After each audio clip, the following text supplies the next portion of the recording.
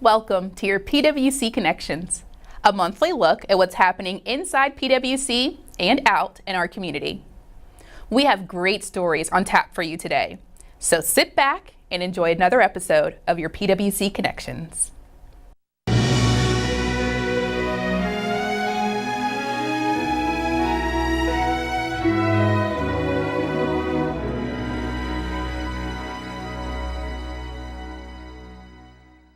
As a human resource officer, I'm responsible for a lot of the recruitment activities, the employee relations activities, benefit administration, and pretty much anything that goes on with employees within the organization touches the human resources, and that means I'm involved.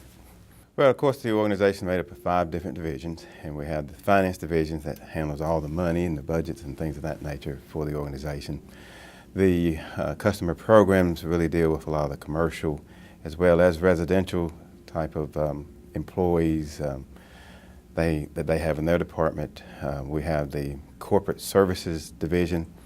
Also within that has the corporate development organization, dealing with a lot of project management, fleet organization, warehouse, facilities, as well as information systems group.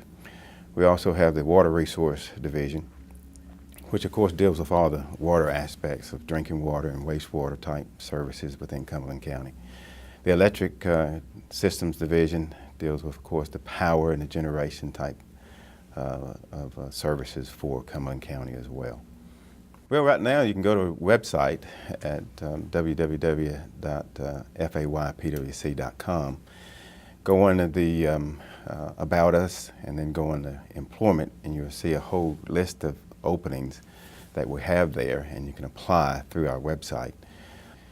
There's a wide variety of different careers that we offer to candidates here within our organization. It's a fun place to work. We kind of look at it as a family, and a lot of employees, once they get on board with PWC, stays with PWC because of the family type atmosphere. And we're one that takes care of our employees. I mean, the benefits that we offer to our employees, the opportunities that we offer, the training and development that we offer also keeps employees up to date on their skills and abilities and continues to add value within our organization. We do offer the employee assistance plan to where employees can go back and get their education, and we'll assist in that initiative. There's a lot of training and development classes that take place on site. We pay for those that are off site as well. There's some job shadowing that can take place internally as employees take a look at other careers within the organization, as well as doing a great job within your own organization and seeing the careers that are available there. We do have a succession planning organization, and we're putting together a succession plan that fills the gaps that we have within our organization, and the development of skills and ability and knowledge help fill those gaps so we can prepare employees for the future. Well, we're certainly an aging workforce. There's no question about that. I think the dilemma is finding the talent to replace particularly the vocational type positions that we have within our organization. So we're utilizing the local community colleges and reaching out to those individuals to help us fill these needs that we have within our organization. We also started a science, technology, engineering, and math called the STEM program that reaches down into the high school level to get those individuals informed of the type of positions that we have within our organization so that they can get themselves ready for career opportunities that we offer. We also offer internship programs with the colleges and universities to assist us in bringing that talent in-house, showing them the real career opportunities that we have, and then preparing them for full-time employment within our organization. So that way we can prepare talent for the future. We typically promote about 40 to 60% of our employees into new opportunities, so it leaves those entry-level positions available that we can recruit for. The local impact from an economic standpoint that PWC has on this region, Cumberland County, is tremendous. With the services certainly that we provide, the low rates that we provide for our customers, it gives them an opportunity certainly to keep more dollars in their pocket and yet can spend those dollars locally to help the overall impact within Cumberland County. I think also the employees that we typically hire here are local, and we offer great pay and benefits that will enable them to stay local even when we recruit. A lot of people are coming into this Fayetteville, Cumberland County region because of the outstanding events and services that are being provided by the city as well as PWC. That makes it a hometown type atmosphere. And with that in place, then employees find a great place to work, a great community to live, and it's a win-win for both PWC and the city of Fayetteville and Fayetteville as a whole.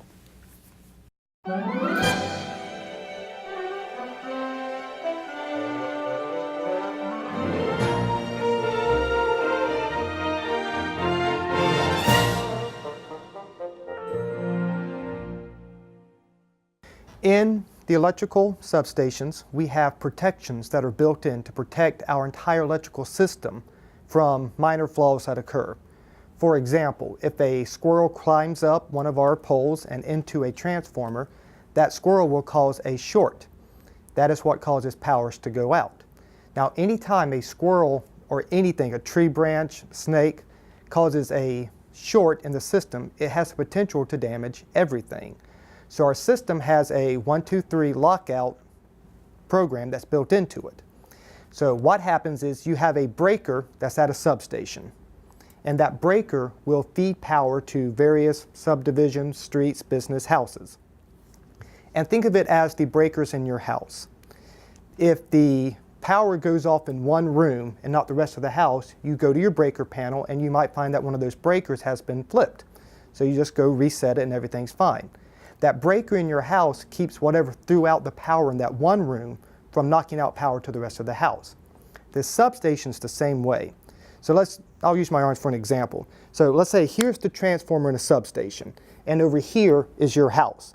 In between is your breaker. So if something happens way down here close to your house that knocks out power, that breaker senses it and it's going to open. And what that prevents is whatever caused this power outage from going all the way back the power line and knocking out the entire substation. It's protecting the system.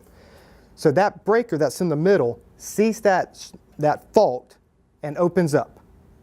Now, 9 times out of 10, that squirrel that bit into that power line is going to get knocked out of the way. So in that instance, whenever the breaker opens up, it is immediately going to close back. Like I said, 9 times out of 10, the fault is gone. The squirrel's gone, the tree limb has been blown off, everything's fine, and power flows. Now, that one house might be without power, or a couple of houses, because the little transformer has blown up, but everybody else who's on that breaker saw a momentary blink of their power, and then power is restored. Now, sometimes you might see your power go out, come back in, and it goes out again. So let's say in this case, instead of a squirrel, let's say it's a big tree branch. So you have 2 power lines that are running, and a tree branch falls on top of them and lays on top. It's not going to get blown off right away. So in this case, the tree branch falls, the breaker sees it, and it opens up. It tries to close back immediately, and that branch is still there. It's going to open up again. In this case, we have a time setting, typically 5 seconds, I think is what the first setting is. So after 5 settings, it's going to automatically try to close again. Now in this case, the branch is still there. It's going to open up a second time. Counts down 15 seconds. Tries closing back. The branch is still there. It opens up again. Counts down to 25 seconds and it closes. And if the branch is still there, it's going to open up and stay open. Now in this case, everybody who is on that circuit is now without power. And all of them saw their power blink 3 times. When those situations happen, that's when our substation crews have to go out to the substations, and while they're headed there, our line crews will actually ride out the line and look for what caused that outage. And they have to remove the branch from it or whatever caused it. The blinks are supposed to happen. That is a built-in protection for the system. You will hear something when a squirrel or tree branch interferes with the electrical system. Obviously, the closer you are, the louder it's going to be. So what you typically experience is you see the flash, your power blinks off and blinks on because light is faster than sound, and then a second later you're going to hear a boom. And the sound is determined by what size transformer, what size of fuse burned up to protect the system. So you will hear something. It may sound like a cannon going off, but it's nothing to be afraid of. It's simply the fuse doing what it's supposed to protect the system. And that is how it works. At Fayetteville's Public Works Commission, people make the difference. My name's Chris, and I'm a lineman at PWC. Chris and his colleagues help make PWC one of the most reliable power providers in the nation. As a local public power company, PWC can provide faster emergency response. With system upgrades and continuous maintenance, they ensure the excellent everyday service. And their rates are among the lowest in the state. For tips on conserving power, visit PWC's website.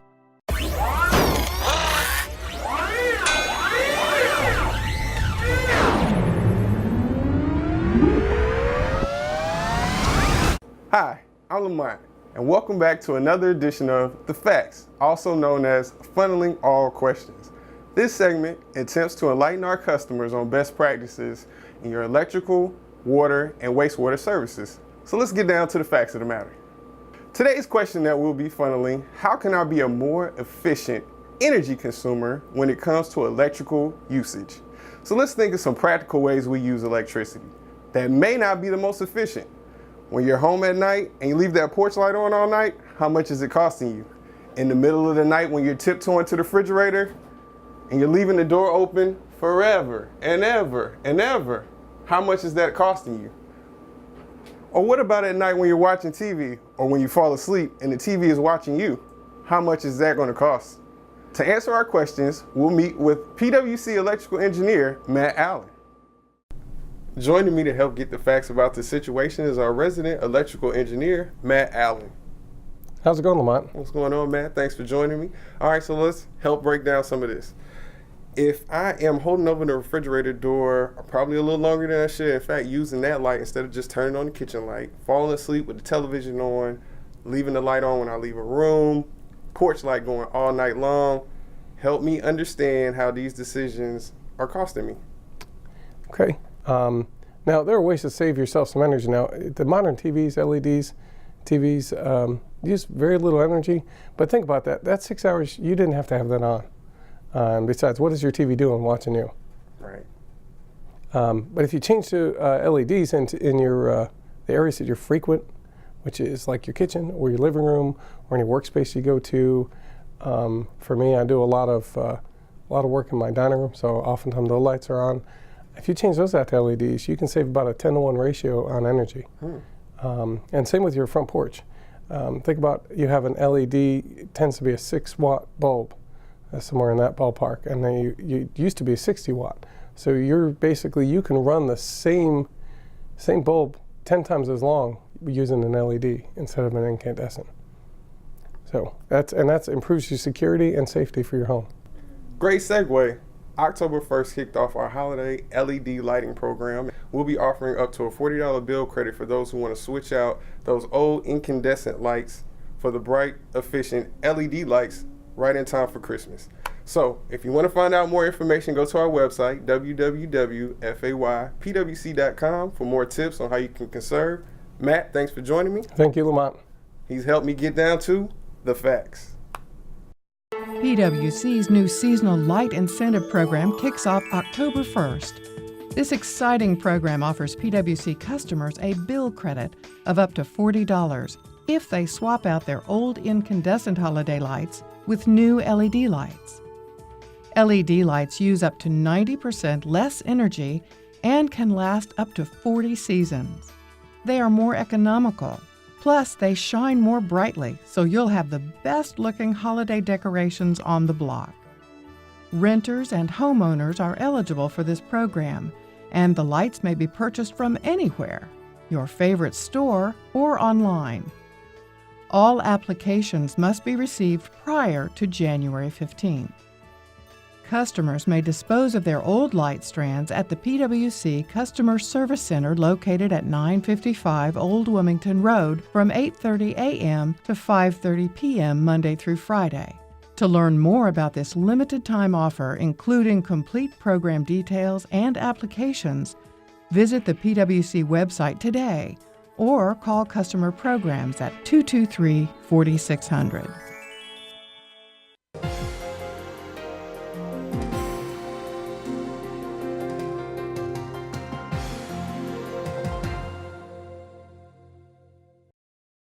To save power at home, we ensure to cut all the lights off every time we leave. We save water by washing big loads of clothes in cold water and drying them all at one time. I conserve energy at home by turning lights off when I'm not in the room, adjusting my thermostat, use LED light bulbs wherever I can, adjust the temperature of my water heater, and I go to PWC's website to check out useful tips, and I apply them. We will lower our heat or AC when we're not at home during the day to try to conserve energy. And also, anytime I have a bulb blowout, we'll replace it, light bulb, I'll replace it with an LED bulb. That way I don't have to spend a large amount of money to replace all the bulbs at one time and can spend it here and there whenever a bulb blows out. I also like to conserve energy by washing clothes in cold water only. I make sure that all of my water faucets are turned off. I make sure that I turn all the lights off in rooms that we're not utilizing. And when I'm brushing my teeth, I make sure that I turn the water faucets off. And in my bathroom, I make sure that I put all the waste in the waste basket and not in the toilet. I conserve by only flushing the toilet once. The way I conserve at home is I've changed the majority of my lights indoors to LEDs. I've also got an outdoor sensor light, motion sensor, so I don't have to keep my porch light on all night, only when somebody comes to the door. When I use a dishwasher, I make sure that it's a full load, turn off all lights when they're not in use. I close doors of rooms that I don't use, keep the shades down during the hot summer months. We have replaced some appliances in our home, so we've used the Energy Star ratings whenever we're looking for appliances. We replaced our refrigerator and our air conditioning unit. When customers call in asking how to conserve energy, we recommend turning your cooling to the 78 and your heating on 68, and also using your ceiling fans to circulate that heating and cooling. Also changing out your air filters every 30 days helps with the energy, and that's what I do at home. So one of the things that we like to do in my home to save energy is to switch all of our light bulbs to LEDs, and to save on the water side of the house, sometimes we will either turn off or turn down our water heater, and we found that that saves us a lot of money on our bill each month.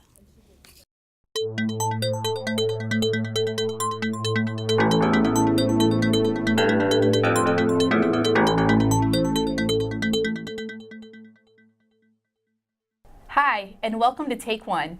This is our chance to highlight news, upcoming events, and important FYIs from Fayetteville PWC. I'm Courtney Lucas. And I'm Lamont Henson. Fayetteville PWC linemen joined thousands of line workers from across the country in assisting Florida residents following the destructive Hurricane Irma in September. 12 of our linemen spent several days in Fort Meade and worked around the clock to restore electrical services in approximately 7 million residents across the state. The eye of the storm passed directly over Fort Meade, causing catastrophic damage and widespread power outages. Fayetteville received many accolades for the help our workers provided to Fort Meade, and heard from many storm victims expressing their appreciation for sending workers in their time of need. Amy Zubley, the executive director of the Florida Municipal Electric Association, otherwise known as FMEA, expressed her appreciation to Fayetteville by saying, FMEA and Florida's public power communities extend a heartfelt appreciation to everyone that has reached out to help us, especially to all of the line workers that are suffering through significant fuel shortages and severe traffic problems to come to our aid. Words cannot express how grateful we are to each and every one of you. And I agree. Kudos to our employees who sacrifice time at home to assist in the Sunshine State. We're proud of them and the work they do day in and day out. Now, during the cooler fall and winter months, we asked our customers to remember those less fortunate by contributing to Project People Who Care. All you have to do is add a monetary donation amount to your utility bill. The money you give will help cover the cost of a utility bill that someone may have difficulty paying. Donations can be mailed to Project PWC, P.O. Box 7000, Fayetteville, North Carolina. Bank draft customers can call 910-483-1382 for other options. Funds are administered through the Salvation Army to help those most in need with their energy bill. Get energy and water saving tips year-round with our 2018 Energy Saver Wall Calendars. You can pick up a complimentary copy while supplies last, starting Monday, December 4th at PWC's Customer Service Center, located at the corner of Easton Boulevard and Old Wilmington Road. Energy Saver Wall Calendars will also be available at City Hall, located at 433 Hay Street. And of course, you can request a calendar by mail by calling 910-223-4009. I love the Energy Saver calendars because it reminds me all year long of ways to save energy and water in my daily life. And finally, Fayetteville PWC offices will be closed Thursday, November 23rd and Friday, November 24th for Thanksgiving. But don't worry, our employees will make sure your water continues to flow and your lights continue to illuminate. Our offices will reopen on Monday, November 27th. Thanks for watching Take One. Remember to like us on Facebook, follow us on Twitter and Instagram, and subscribe to our YouTube channel.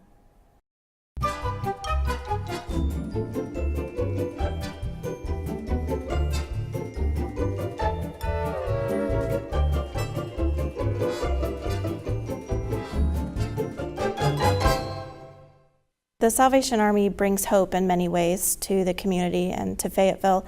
We offer services at various locations. We do an after-school program. We do programs for senior citizens. We also have a family store where the proceeds of the sales of that store go back to help individuals in our community. We shelter individuals, men, women, and children. We do feedings every day. 365 days a year. We also have church services, and we strive as members of the Salvation Army to share the love of Jesus Christ in everything that we do. The Angel Tree program has been in existence for over 30 years. It began in Lynchburg, Virginia. Salvation Army officers there started the program, and it spread across the nation. The Angel Tree program serves to benefit children in our community. It's children ages 12 and under and senior citizens 65 and over. And these are individuals, men and women and children, who within their family unit, without the Salvation Army and the Angel Tree program, they wouldn't be able to have any gifts or clothing or additional things for Christmas. And so the Salvation Army involves the community in coming in and adopting these angels to provide those items for people who otherwise would go without at Christmas time. It's a great way to be a good neighbor and to spread Christmas cheer. Individuals who come in for assistance go through a screening process where we evaluate their income and their expenses, and we use Cumberland County Social Services guidelines to determine whether or not they're eligible for assistance. Most of the individuals who come in, we find that they have a deficit at the end of the month and truly are in need of help. We're going to have different Angel Tree locations set up throughout Fayetteville. If you've adopted an angel before, it's the old familiar places. One of our best Angel Tree locations is at Cross Creek Mall. We've had a wonderful partnership with them over the years, so you'll be sure to find us there. We'll be there probably 1 week before Thanksgiving, but definitely Black Friday and on, we will be there at Cross Creek Mall. You can also pick up an angel at PWC in the lobby, and we are so grateful for that partnership as well. You can be sure to check our Facebook page, the Salvation Army of Fayetteville, or our website. Just Google us at any time. You'll be sure to find us, and there will be other Angel Tree locations listed there. You can also call our office if you'd like to adopt an entire family or a set of angels or just one angel, and we'll be sure to connect you with a family. On the angel tag, you'll find the first name of the child. It will have their gender, their age, clothing sizes, and some gift wish and ideas for things they might like for Christmas. And we tell our clients when they come in, you might not get exactly what you ask for, but you will receive something. And so we ask that you use what's on the angel as a guideline for what you provide for that child. We ask for the items to be new and to be unwrapped, but if you'd like to include some gift wrap for the parents to be able to wrap that up for their child, that's a wonderful addition to the gift. Santa's Workshop is where we pack and process and get ready all of the gift items to be distributed. All through November and December, we are in Santa's Workshop, which is our Christmas warehouse, getting those items ready to go. We need help leading up to that time packing the bags, and we definitely need help on those distribution dates to hand out the gift items to the families as they come in to pick up the things that they've received. We accept groups of volunteers and we accept individual volunteers. It really is a tremendous experience. It's very humbling to go and select an angel or a family of angels off of the angel tree and to go and shop for them, because our needs for the most part are met and we can provide for ourselves, and that is a tremendous blessing. But to be able to go out and do that for someone else in our community who's been affected for whatever reason, who is down and out, to be able to know that you are giving hope, and to even imagine the smiles on children's faces on Christmas morning as they get a gift that they otherwise wouldn't have received were it not for wonderful donors like you all. Even my own mother, when she was younger, the Angel Tree program hadn't been developed yet, but she was a recipient of assistance from the Salvation Army. And at that time, the Salvation Army officers would bring bags of fruit to their home. And so my mom would get oranges and apples in her stocking from the Salvation Army, and that was something that they looked forward to. It's a long-standing tradition, and I hope and I pray that our community would see fit to carry it on. Electric cars have a major impact on local air quality as they have zero operating emissions and an overall reduction in carbon dioxide emissions. Electric cars also have lower operational costs and have lower maintenance costs because of fewer moving parts than gas-powered vehicles. If you drive an electric vehicle or are considering buying one, PWC has a great offer for you. Thanks to a grant from the North Carolina Clean Energy Technology Center, PWC has installed 4 Level 2 charging stations that can be used for free. Together with our partners at Fayetteville Cumberland County Parks and Recreation and Market Fair Mall, these stations have been made available across Fayetteville. Each station can charge 2 cars at once and are available 7 days a week. Free charging stations are located at Market Fair Mall, Clark Park, Honeycutt Park, and Lake Rim Park. For more information on PWC and our free charging stations, please visit our website at faypwc.com.